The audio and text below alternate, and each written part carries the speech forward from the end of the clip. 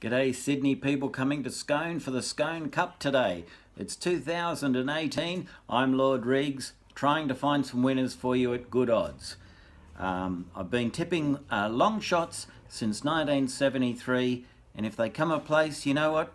They pay a lot better than favourites, especially if the favourites, the $1.50 favourites, if they get done by a nose, you get nothing for a place. You get a tuppence halfpenny.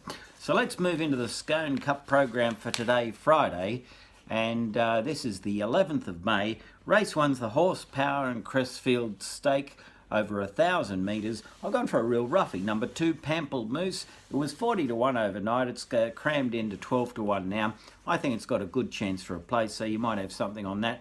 But I do think that the 9 Sparkling Facet at $6.50 will probably win the race from number 3 Versetto 5 to 1 with my one Pampled Moose third, number 2. Move into race 2. This is the Pages Event Hire Place, and thanks to Pages Event Hire for sponsoring the event.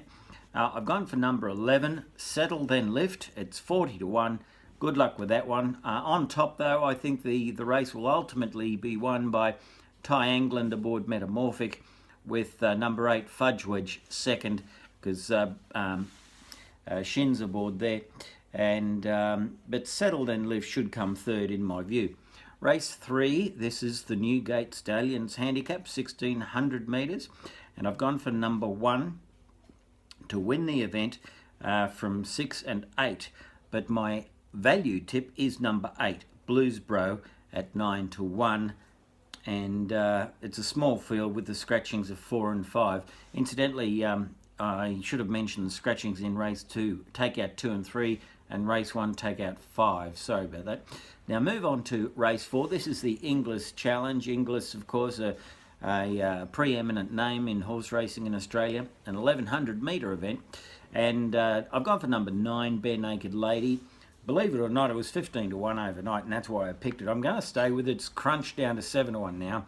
I do think, however, that Lose in Charge, number 7, will win the event from number 1, Fearless Owl, and put in my number 9, Bare Naked Lady.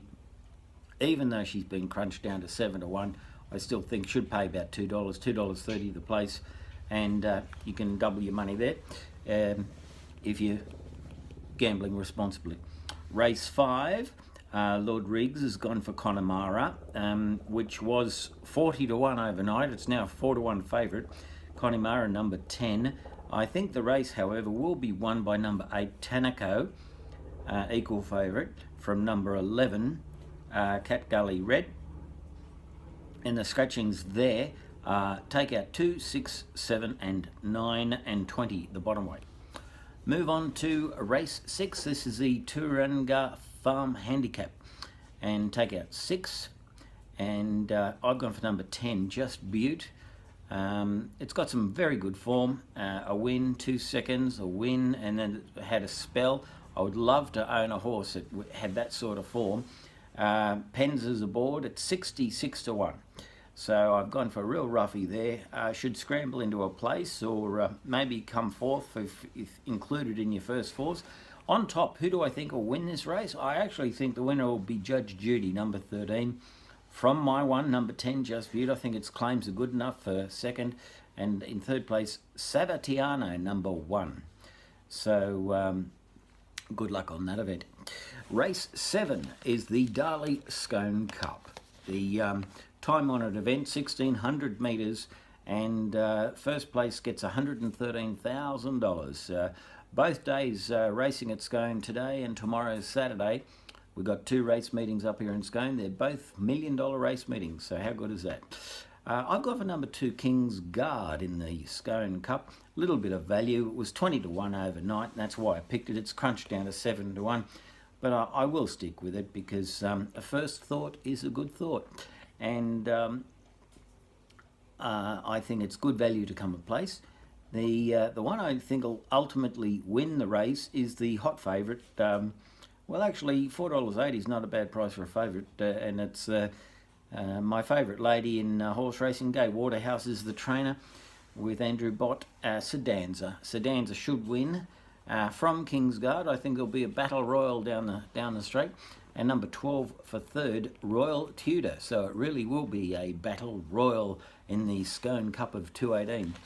Final event, the Get Out Stakes, and the lucky last, as all the desperates used to say back in the 70s with Ray Conroy once told me, said, Reags, whatever you do, don't become one of the dead desperates.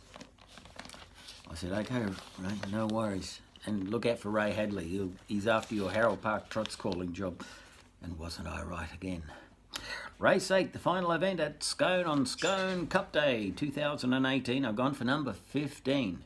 Number 15 is Try and Run Amok. Try and Run Amok is Corey Brown aboard. It's 14 to 1. And I think it'll come a place. Who do I think will win? Well, I think number 2, Anecdote, will win it at 20 to 1. I think number 15, my one, will come second. So you've got a huge exactor there, or Quinella, if you want to take my 2 roughies. And number 17, I did like number 17. It's been scratched, actually. Scratch 17, 18, 19 and 20. So I'll have to make an amendment there. Let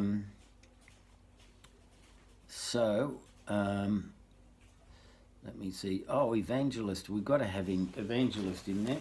So instead of just hold the phone, Doris, we'll put in number 9 instead of 17. So 17 becomes 9. Stand by. Okay, so 2, 15 and 9 are my tips in the last race at Scone. Number 2, First Anecdote. Number 15, Try and Run Amok, and that's I suggest any of my tips, my value tips, I suggest that if you're only going to have $10 on a race, do $1 the win, $9 a place, or $2 the win, $8 a place. So if it gets beaten, you still got a good chance of winning. You can't do it with a favourite though, because obviously if a favourite gets beaten second or third, it's goodbye dough. So anyway, they're my tips for today, Scone Cup meeting day. I hope that if you're trackside, you're having a marvellous time and you enjoy the sunshine of Scone and the bitterly cold mornings of tomorrow morning for day 2 of the Scone Cup Carnival. Until next time, this is LordReags, the world's best value horse racing tipster since 1973.